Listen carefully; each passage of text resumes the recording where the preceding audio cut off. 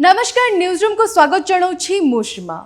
उत्तर प्रदेश मुजफ्फरनगर रे एक नियम लागू होता जो थी कि काउड़िया माने जिबा रास्ता रे जो भी होटल रेस्टोरेंट या ठेला रही सेगुड़िकर फड़क निज मालिकों ना मेंशन करिया बाध्यतामूलक थिला।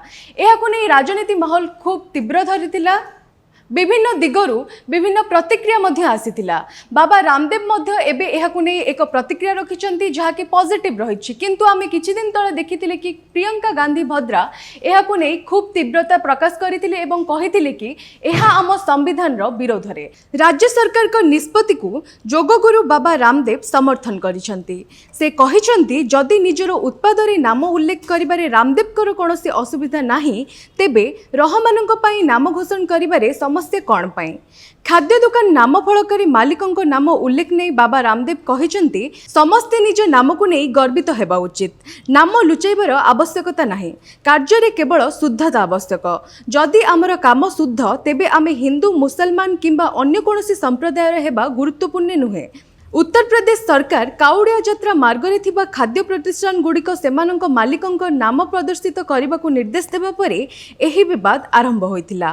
स्वच्छता एवं उत्तरदायित्व सुनिश्चित करने उद्देश्य रे निया जायथिबा एही पदक्षेप को अनेक समालोचना करी एहा मुसलमान मालिकाना रे थिबा व्यवसाय गुड़िक चिन्हट करने एवं संभाव्य भाव टार्गेट करिबार एक परोक्ष प्रयास भाव में विवेचना करथिले।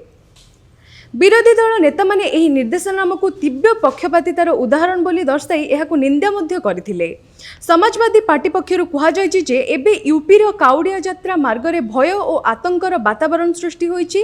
भारतीय मुस्लिम मानक प्रति बीजेपी घृणा प्रसार करुछि एवं एही घृणार श्रेय राजनैतिक दल हिंदुत्ववादी नेता एवं तथाकथित धर्मनिरपेक्ष दलगुडी को जाउछि बोली एआईएमआईएम मुख्य असदुद्दीन अद्वेसी कहिसंती। राज्यसभा सांसद कपिल सिब्बल मध्य यूपी सरकार को निर्देश को समालोचना करिसंती।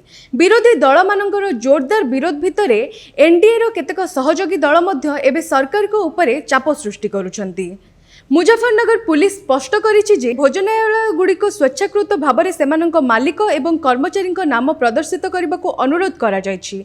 एहार उद्देश्य कौनसी प्रकार धार्मिक भेदभाव सृष्टि करबा नुहे बरम केवल श्रद्धालुंक सुविधा करबा बोली पुलिस कहिसंती। एथिरे आपणक मत कौन कमेंट माध्यम रे निहाती जणाइबे।